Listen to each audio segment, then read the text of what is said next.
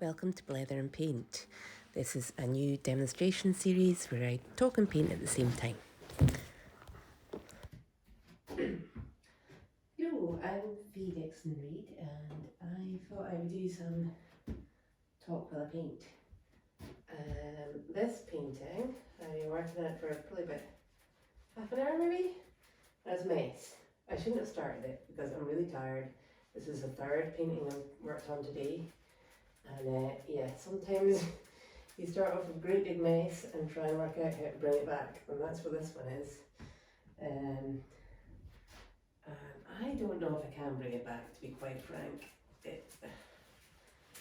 But what the hell? I said to myself this morning I was going to do 3 paintings, and I've done 2. This is number 3, and yeah, as I said, it's a bit of a mess. So we'll see what happens next. Now, I kind of thought it'd be, I chat away to myself in my head all the time when I was painting. And I get, a good few people asking me if I'm ever going to teach or anything. I don't feel up for teaching. I'm not a trained artist, and believe me, I wish I was.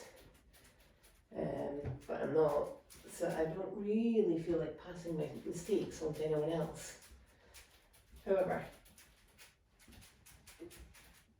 I kind of do feel that,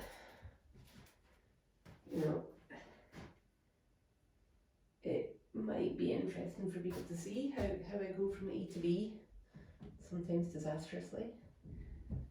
And I thought this was going to be easy chatting as I go, but the words aren't flowing quite as they do in my head. Anyway, what I'm trying to do is to balance the colours a little bit right now. I didn't even know that's what I'm trying to do till I said that, but I know this painting just needs a lot more. What I'm chucking on here is basically kind of burnt umber. It's all a bit too blue. We need some warmth. Yeah, brown skies, they're a thing. I remember seeing a painting at my friend's art gallery, Fine Art, which I love, and he had an old painting in there, this really dark brown sky, and I was like, wow, that's brave, doing a dark brown sky. But when you study skies every day, there's every colour you can think of in them, and brown is definitely one of them. So we're just going to chuck a lot of brown in here and see what happens. This painting was messed up already. It's probably going to be even more messed up as I try and paint and talk at the same time. What I'm interested in is this kind of line of light coming down here. Whether I can capture that line of light properly, I don't quite know. But for me, what I love painting is light on sand, is water basically, and the reflections of water, and it's changes all the time. I've spent the last 3-4 years painting the same stretch of beach. This feels unfamiliar to me because it's a mile away, and I don't that often walk there. This is sort of my brother's end of the beach. He's now in Australia, but he used to live along here, and my end of the beach is the other end. So, not that it really matters, because all I'm doing is painting sky and sea, and it shouldn't really matter too much where it is. I'm standing back a lot because I'm a little bit lost with this painting, and I don't know what I'm doing particularly at this point in time. I think I've got the horizon in the wrong place to start off with, which is never a good start. It's going too much halfway down the painting, but I don't want to start changing that now too much. I do use photos. Sometimes it changes dramatically from the photos. Sometimes it looks very like the photos. I mean, it depends what I want to do, really. Sometimes I have a photo that captures me beautifully, and sometimes it's just a starting point for something else, you know? Something else that I want to explore, some line of light, some splash of waves. What I use a lot in my work, excuse me, I've got my thermal leggings on today, which is not a good look, but there we go. It's cold. It's very cold in the studio. What I use a lot is I wipe a lot of paint off, and I find it still leaves a little stain on the canvas, and so the canvas gets maybe like a yellow glow if I put yellow in first in the right place. This is a really bad canvas, and the stretcher bar is shining through, which is truly quiet. Sometimes happens a lot these days. I don't know what they've done to their canvases these days, but it used to be great, and now they're a bit crap. Need to find a new canvas supplier, really. Problem is, I like painting on linen. I love the effect of painting on linen. It feels like painting on velvet to me, or you know, some really luxurious material, and it's very hard to find linen canvas at a reasonable price and at the quality I like. The quality of the canvas is great, it's just the stretcher bars it's badly stretched. So here I'm trying to get this light that's just shining through. Get a little bit of something here. Oops, something's falling over.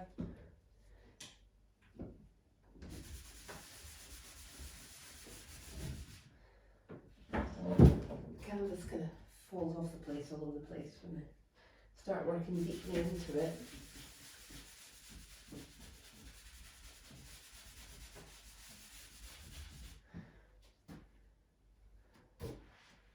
Yeah, I do tend to get a bit carried away when I start rubbing paint off, because you just get such interesting results, and then you get, if you don't change your rag often enough, you get big blue smears and all sorts going on, but that's definitely an improvement, and I can now work back over that with paint again.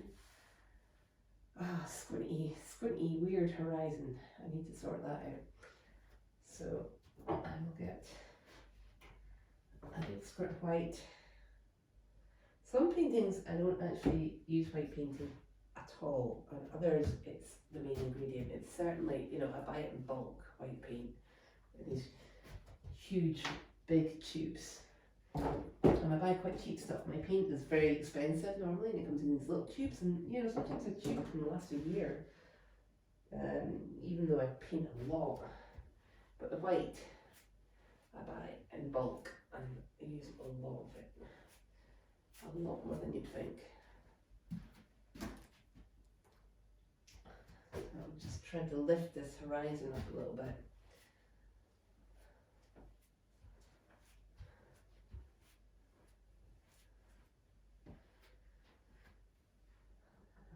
Keep going back to my reference photo for this one, because I keep losing sight of what I want to do with it. I just have to keep standing back and looking at the reference photo and thinking, I need this here and I need that there, and I need to cut up another bit of rag, I think, and wipe some more off, and then I can work back into it once it's wiped off. I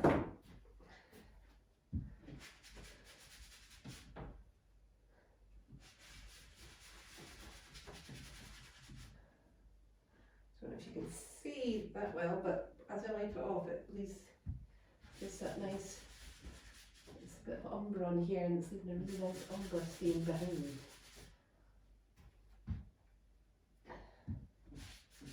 What I need to do is get this horizon higher, so I'm going to keep wiping it up the way.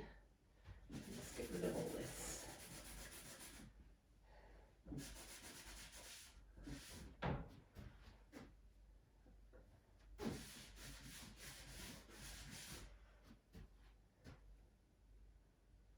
This is what I do with all my children's clothes that are really rubbish to go to charity shops. They end up as rags down here,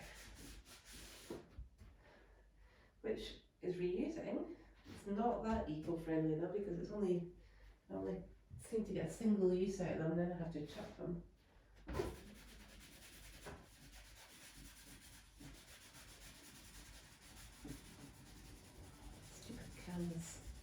stretcher bars really showing through in this painting. It's not good. There's a couple of them just where I don't need them to be. Right, let's go back now after a bit of white paint and think what's next, what's missing in this painting. I tend to leave kind of the very dark bits to the very end, because once the dark bit's on, it's really hard to take it off again. So you have to be sure where you want that. Again with white, it's you know, I'm labeling it on in this painting. That's actually not that good an idea, because white is, once it's on thickly, kind of hard to get rid of. But if you do ladle it on really thickly like this, you get some nice water effects. And some really squint horizons as well at the same time. This is from maybe 2 or 3 weeks ago. I had a lovely Sunday morning walk with my wee dog, and it was just, the waves were just incredible. One of these really windy autumn days. So another shot lifting this. I might have to lift all this white paint off here. Ugh. Horrible thick white paint that I put on far too soon in the wrong place. As I said, this is not really the best painting to start with doing a wee video, because sometimes you start from a position of messing up and it's all about working it back.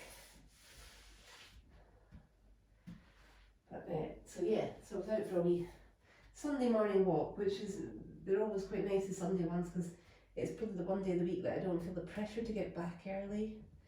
I can just take my time and go wherever I want to go.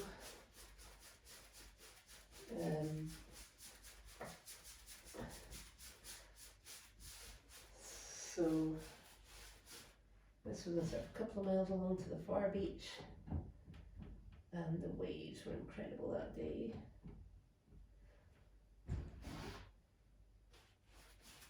I need this to be a lot more grey and dark.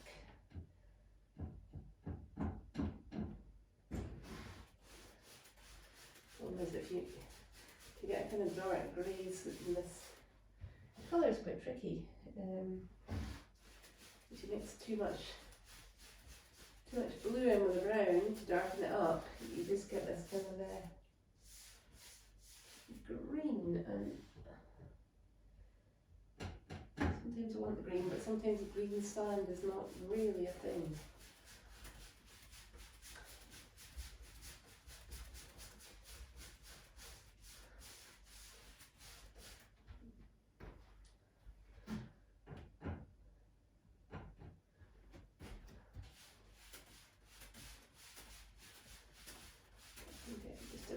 Dark bluey grey, I'll be happy. Because I put a lot of lumber on here earlier and it's too warm now, and I need to cool it down, and use the blue to cool down the, because burnt umber is basically a really, really dark yellow.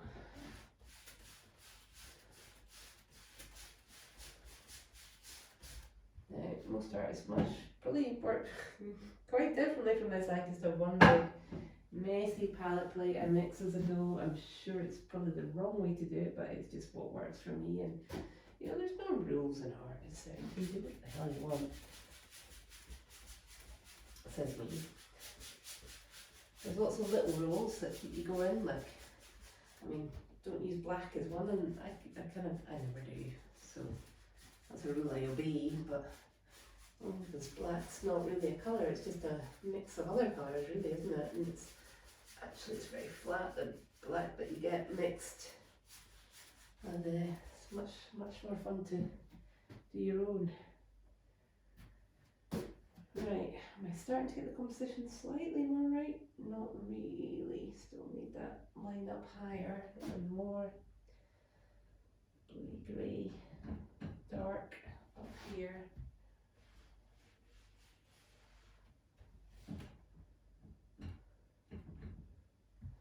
To run out of paint in my palette, and I'll have to squeeze more out in a wee second.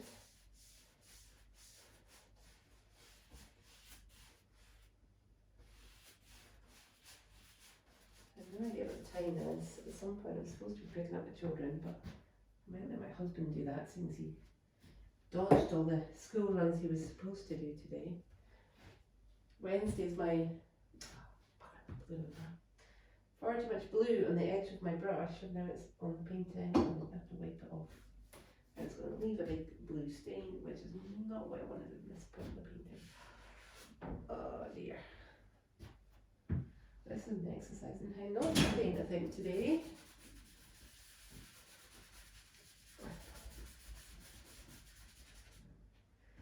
I'm going to pause for a wee second.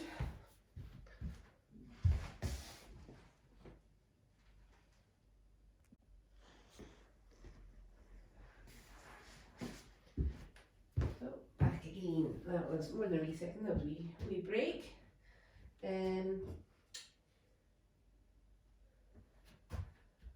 Let's get back to it. This is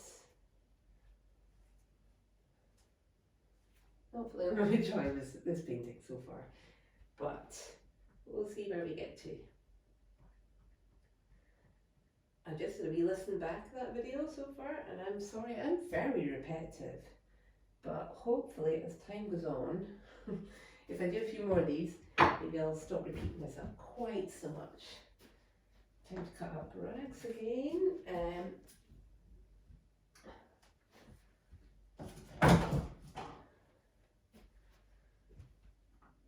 Back to the taking stuff off.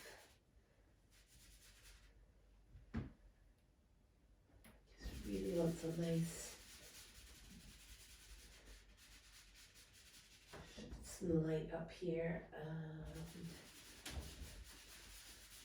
It's a bit risky doing all this taking off because once this white space is on here, you know, you get a bit protective of it, and you don't want to do anything to spoil it because it's so beautiful and white and fresh. So yeah, this is a technique I use sometimes, but then I do make mistakes, lots in it, and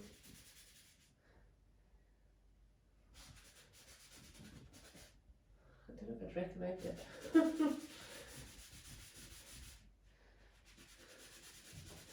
I don't usually lift quite this much off, but I just made so many mistakes in this painting, which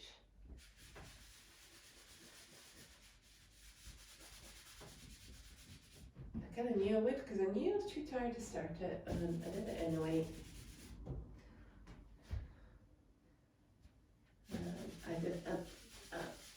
did an okay painting this morning, quite like, might need a wee bit more work. I'm just trying around to look at it. And then I did an absolute belter this afternoon, which came together so quickly, and I just was delighted with it.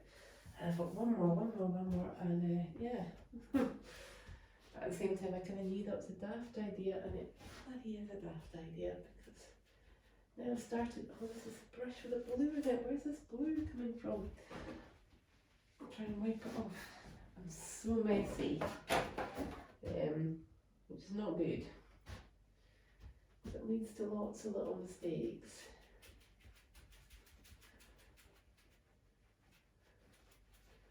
And again, mistakes are the mother of invention. You know, I was talking to my kids about this the other day, about how, you know, God, my daughter hates making mistakes. She gets really upset. She cries all the time. It's a real problem at school.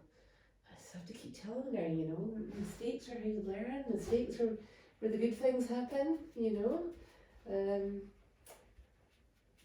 That's why we don't paint on iPads or computers all the time, because it's, you know, yes, you make mistakes in those as well, but they're so easily correctable, whereas, you know, when you're actually painting, you have to work hard to overcome a mistake, and sometimes it takes you in new directions that you didn't know you were going to go in, and that's quite exciting. And for me,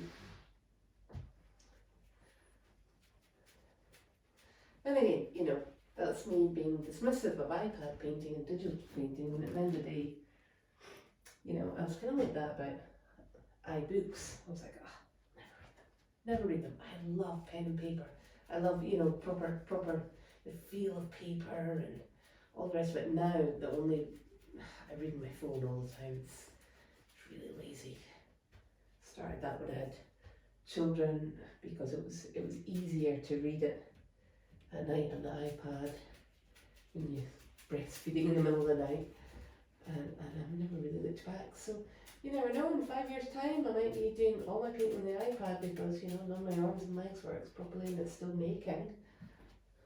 It's a bit depressing, but might be what happens.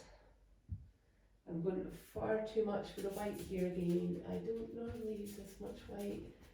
I'm just kind of going for it with this painting, and I can tell it's probably going to be a bad idea, but yeah. This is really the wrong painting to do a demo on. What I use a lot,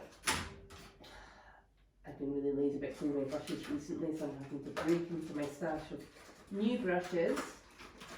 What I use a lot is dry brushes with no paint in them to blend. I invent stupid words for this. I call it schwepping. I don't know why I call it that. It's just, I guess it's the untaught thing. I'm sure there's a word for this, but I don't know it. So there's that stretch of brush in through, which I'm going to have to sort out. But yeah, this is kind of a big part of what I do, is this kind of dry brush blending. But the brushes get coated in paint really quickly, so before you know it, I'll be breaking out another brush.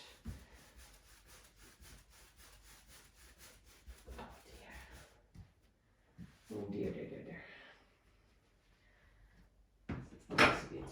Right, let's go back and add a wee bit, some darks in here. Direction there.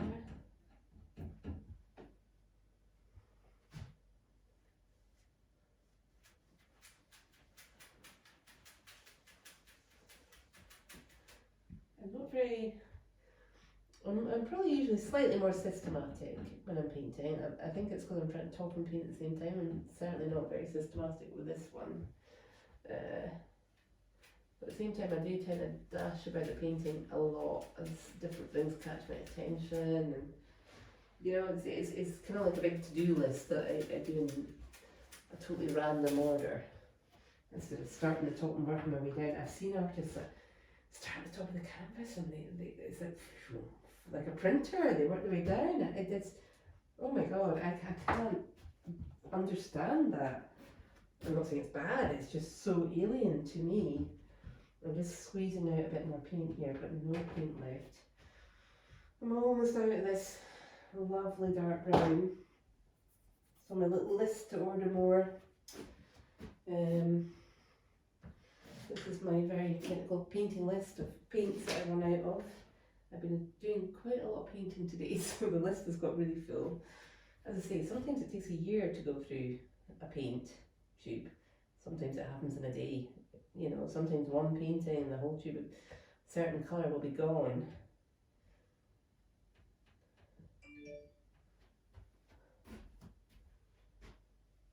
Now, I'm just feeling I need more dark down here, so I'm just going to go for a wee bit.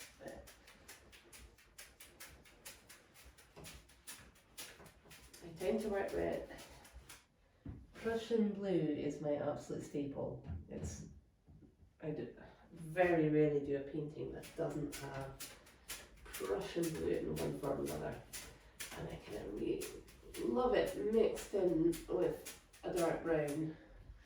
It gives a really rich earthy tone. I put a lot of red on earlier on in the painting down here, so I can kind of splash all this blue on top of it without fear of it going too green, more green than I want, because there's so much red there to counteract the blue. That's starting to get a little bit of depth in there, which is good. I think I need some more in the bottom corner as well, down here.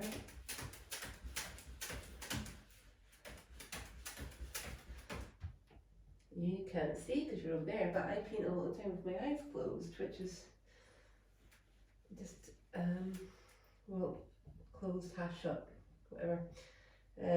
Just because I'm looking at shapes more than details. I'm looking at colour blocking a lot of the time. I'm not interested in detail, to be quite frank. If I can fudge them, I will. And I've learned quite a lot of techniques for fudging over the years because I'm quite a lazy painter.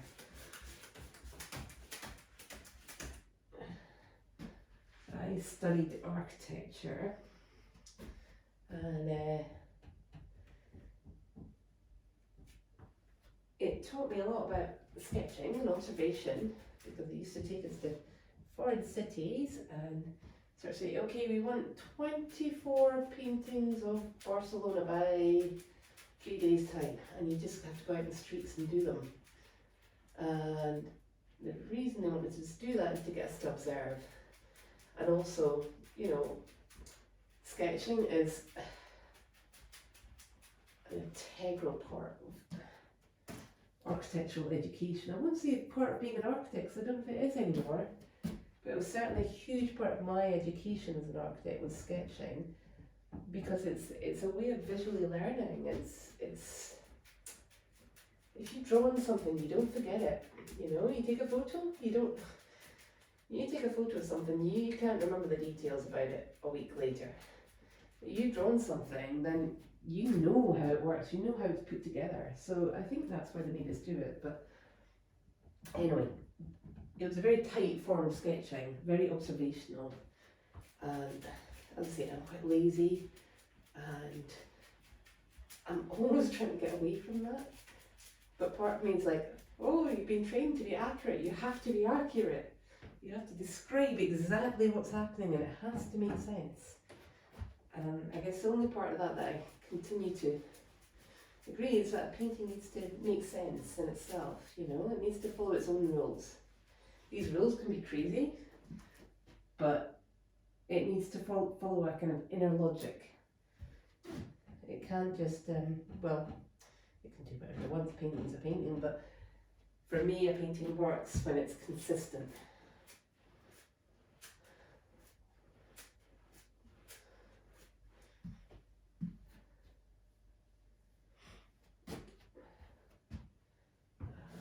Some more.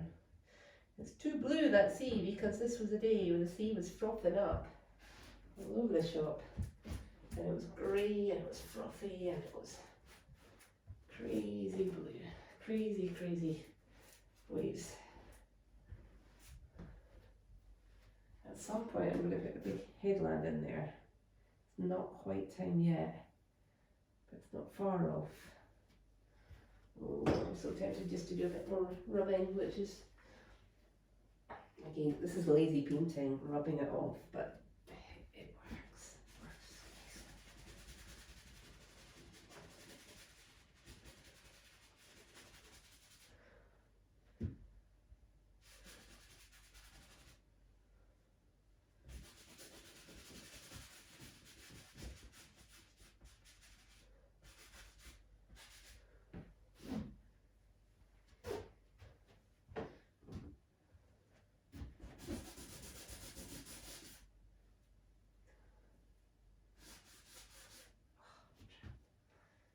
This is me being lazy about not going to get a new rag and then messed up. But I really want this spot of light just here, and I want it just up here. Again, I'm using an old rag. Chuck it, get a new one. Scissors.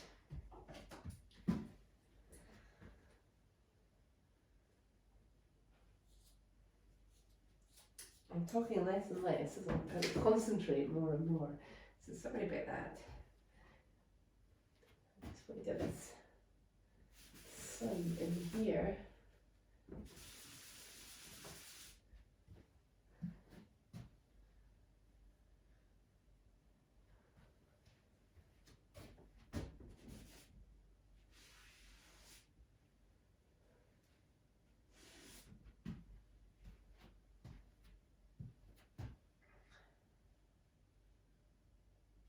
I have a feeling this is going to be a painting that I'm going to come back to and go, what were you thinking? Cut that tomorrow. But I think I'll do a little bit more blending and then I'll start to put the darks in.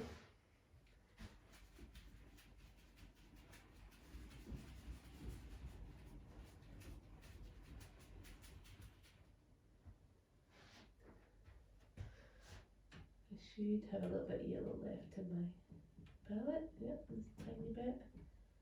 Is there blue in my brush that's going to make it all green? Probably.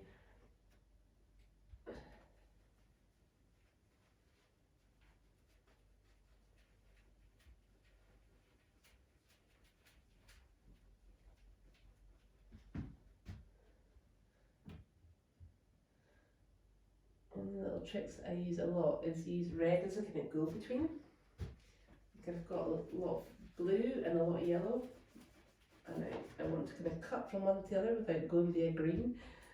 I will use yellow as a kind of red. Sorry, as a divider between the two.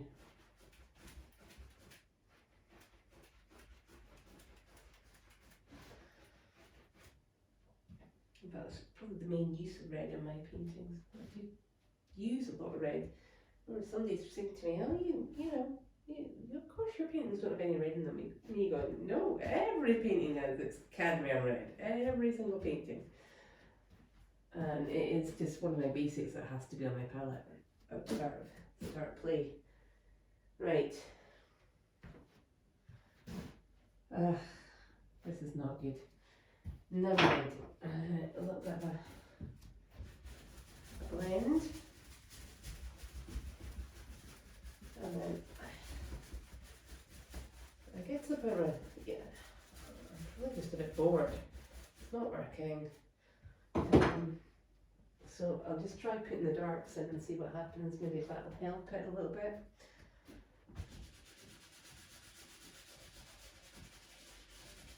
Putting the darks in is almost like it's the fun bit, and you try and sort of delay it as long as you can.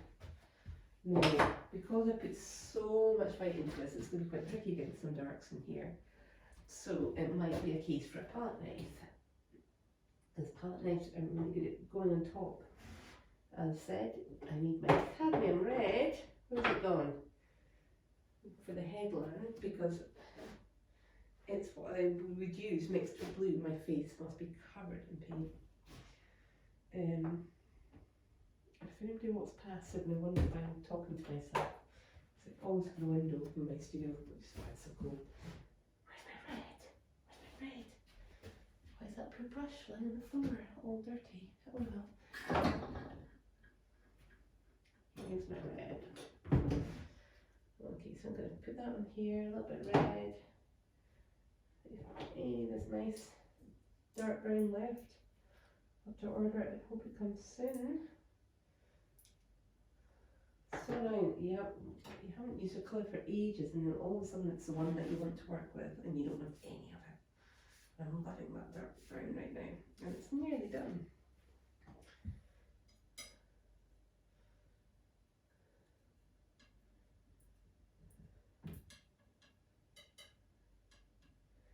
So I'm mixing some Prussian blue, some Van Dyke brown, and some red in here to give me some really rich darks.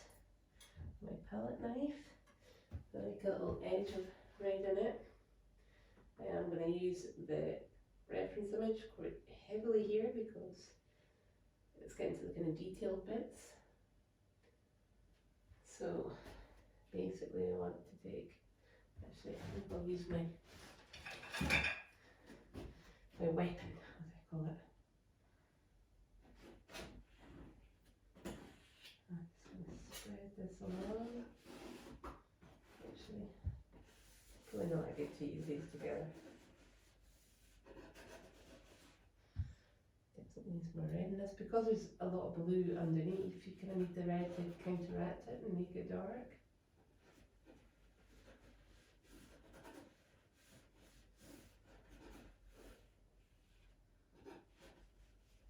And just kind of mix it in on the fly.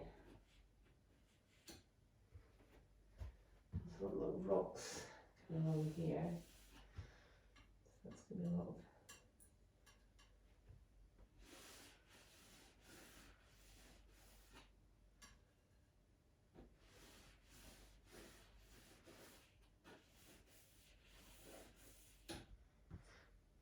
palette knives are so lovely and loose. As I I said, I have a tendency towards exactness. It's my cursed architect training. You can't be that exact with a palette knife. It doesn't let you be. Though it can give you really nice sharp lines, which probably another curse of my architect training. I love a sharp line. I've noticed that in other architect artists. We all seem to like a good sharp line. But right,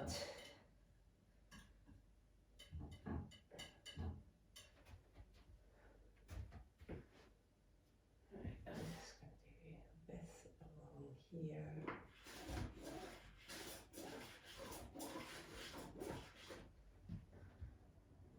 It didn't quite work. Stupid stretcher again's in the way.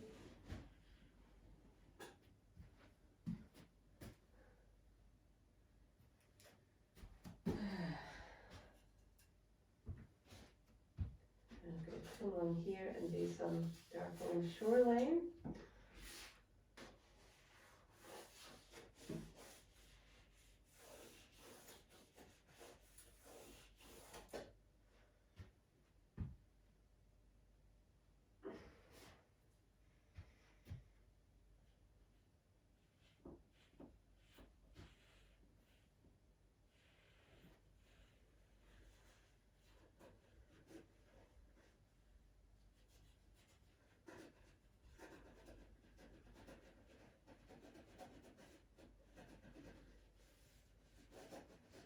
Quiet for a minute, 'cause I'm just trying to think about what I'm doing a wee bit.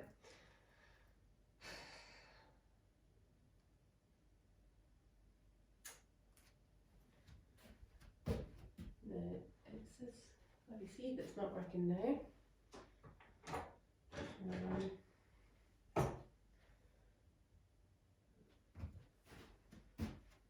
think what it needs .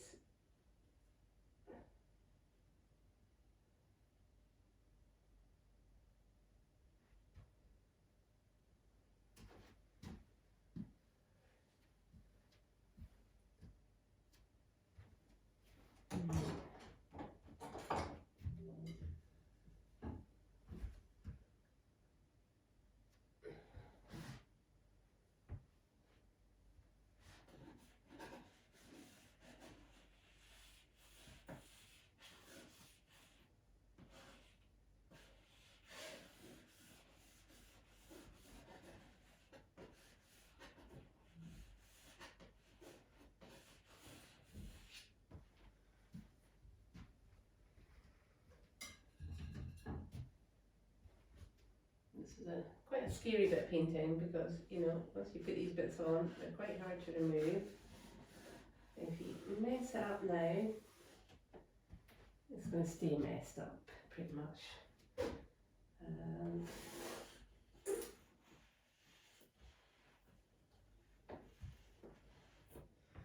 bit of fill on here. What I need is a dark. Oh, brush. Here's a dark brush. Here's a dark brush. I need blue, not red for this bit. There's already some purple on there.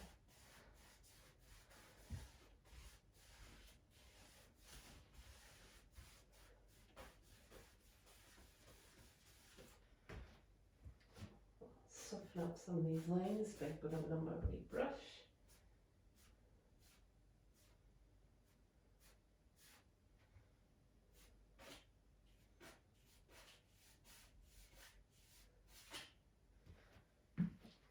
Are we starting to get there?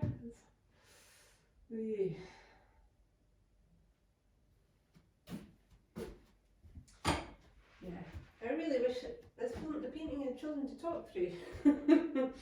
It's a mess. Ah well.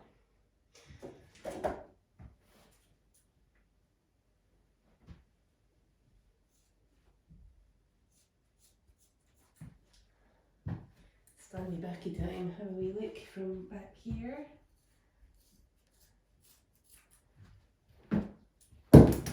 Things are starting to happen maybe. There's a limit to how many times I can rub this off and have it kind of still stay fresh.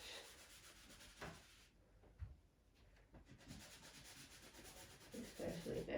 These darks are in, I have to kind of avoid them. I'm going to hit one of these, I'm going to get a sort of Prussian blue smear through my painting.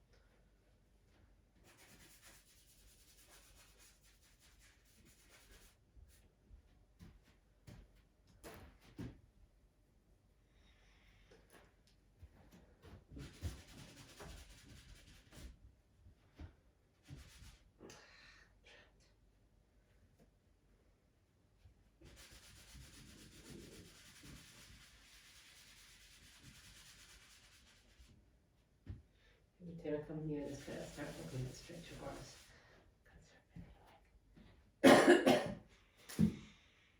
Ay, ay, ay. So,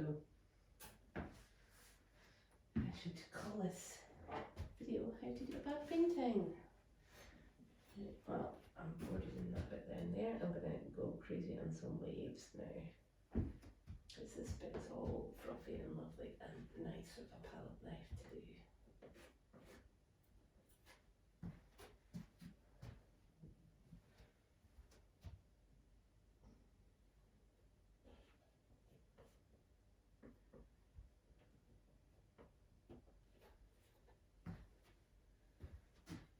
I use all sorts of techniques for doing waves. Palette knives is one of them, because as you can see it's really lovely.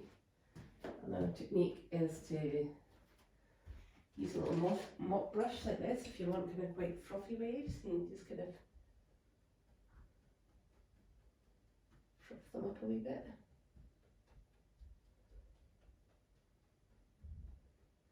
Try and get them going as if the wind's blowing them. That's of course softened up a lot the palette knife lines, which were kind of nice, but maybe not what I wanted right there. I've got trapped. This is where you go for a lot of white. So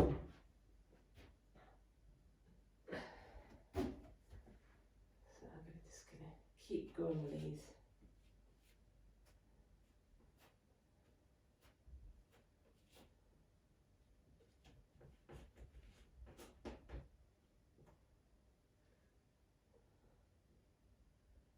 Waves here and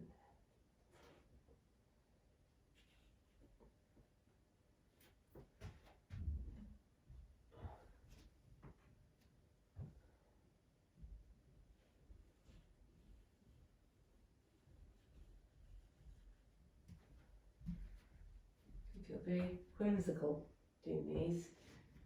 It's really just a bit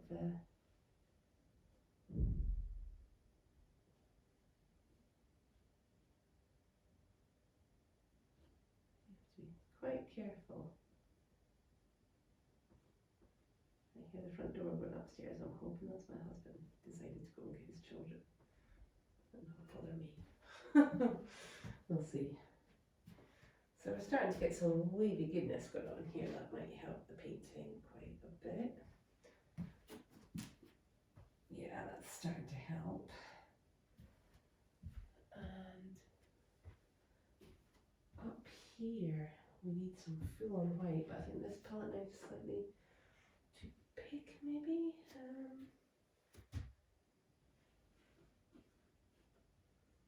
I need to have this kind of misty effect going on here.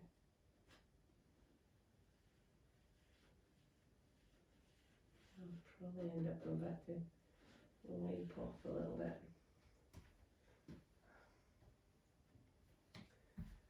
So what I need to do as well is have that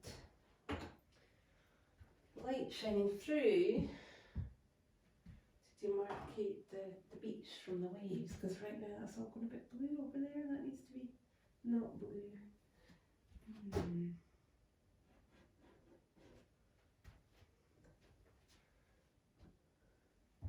I should really be wearing rubber gloves to do this because I'm getting white spirit on my hands. Well, it's you know, it's an eco version, but still.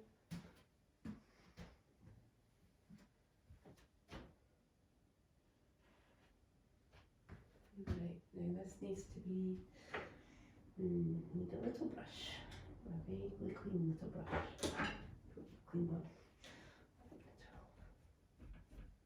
I'll get a fresh one. This is why I go through hundreds of brushes for every painting session. I mean, quite often at the end, I'm very lazy about washing brushes at the end of the day, and quite often I'll find at the end of the week I have 100 brushes to wash at least. It's not fun. Not a fun way to spend a Saturday, which is quite often when I'll do it, because I just don't like using like valuable painting time to wash brushes, so I tend to sneak away when it's a weekend or something and do it. I'm trying to mix up the exact right colour for beach here that will go on top of this blue and give a beachy colour. That's not quite doing the trick.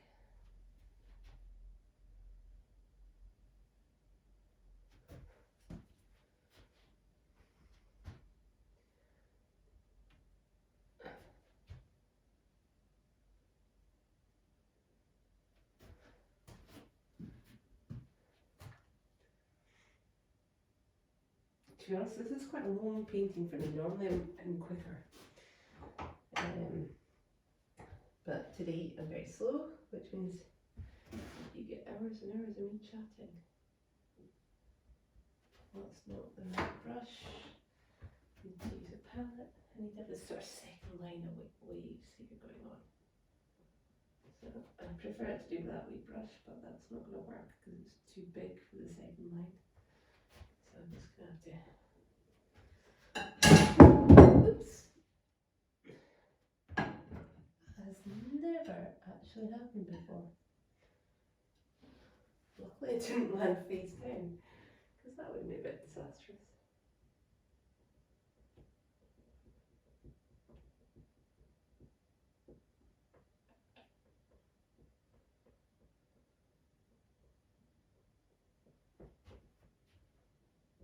I really do hope my neighbours are walking past me. What is she talking about?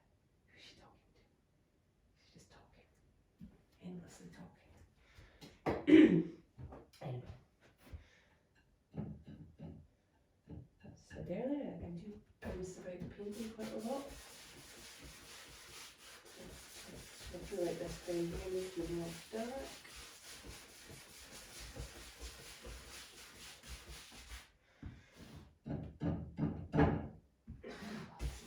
Good brush. I'm going to pick this one up, but never mind.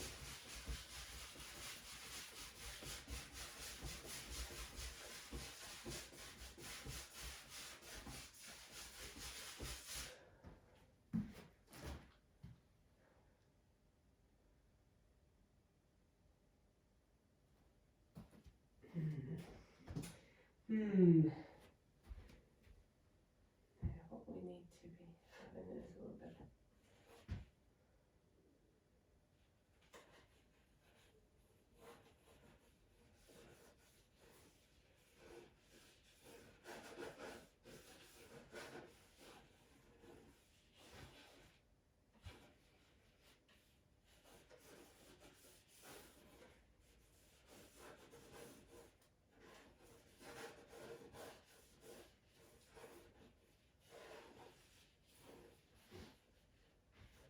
This is the sort of technique that can go incredibly wrong, incredibly fast.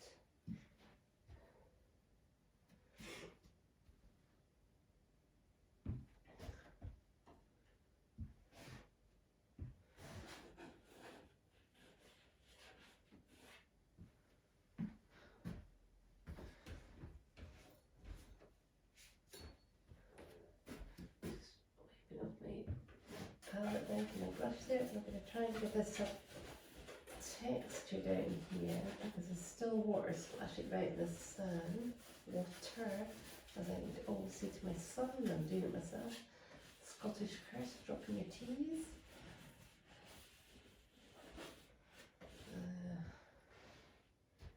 That's quite working.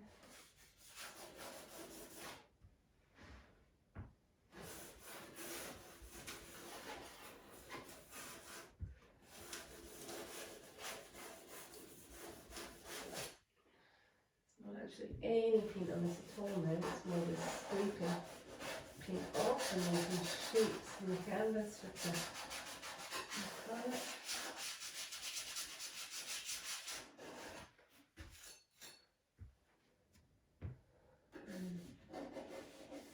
Wiping it on my jumper like snot on the sleeve. Well, we have it.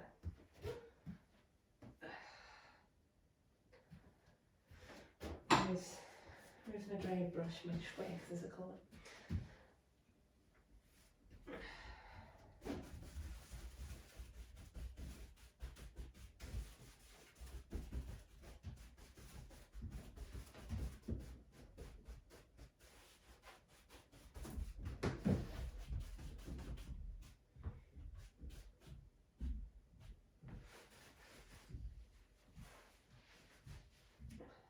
Still not quite getting this.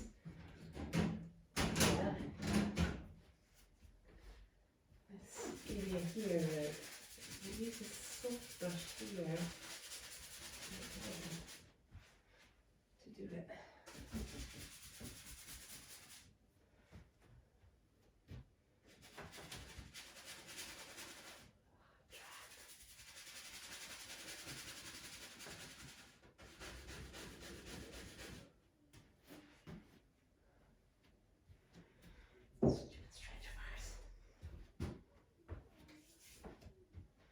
Hands are now very dirty. I'm sure my face is too. I'm sure I'm going to watch this back and go, Hey, got the kids, okay? oh, thank you, Dan.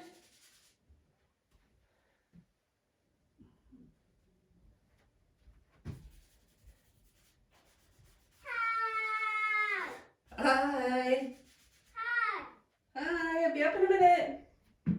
Maybe. Oh, come and give you cuddles in a minute. Coming downstairs. So that's my children back. It's pretty sweet they want to cuddle me, but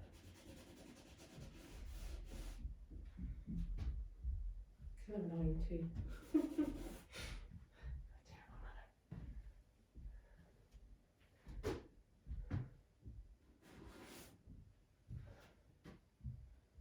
So I'm glad my husband went to get them, but I didn't. Oh dear. Well, that's what happens when you don't pay attention to a big black balloon. Oh well. Got a bit of rag. Oh, it's been half my life chopping up rags.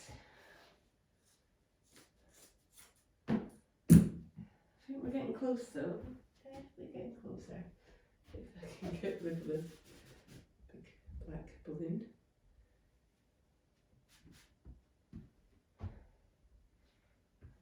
I'm gonna eat back into it.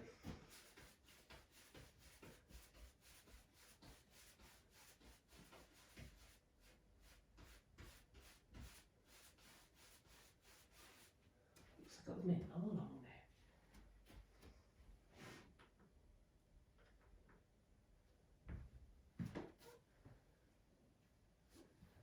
Okay, I need to just brush this out a wee bit.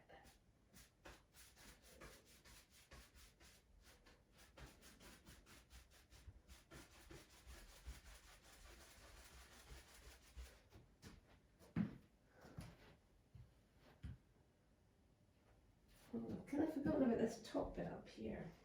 I better maybe do that, and then that might be it for today.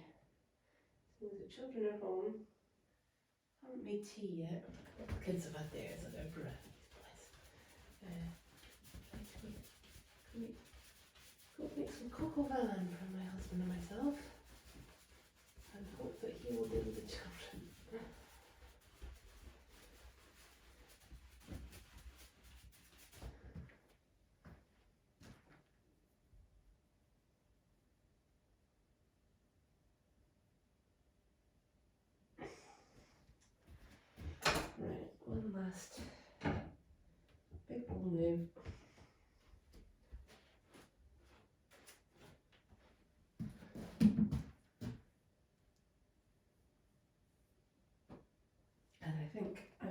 finish off tomorrow.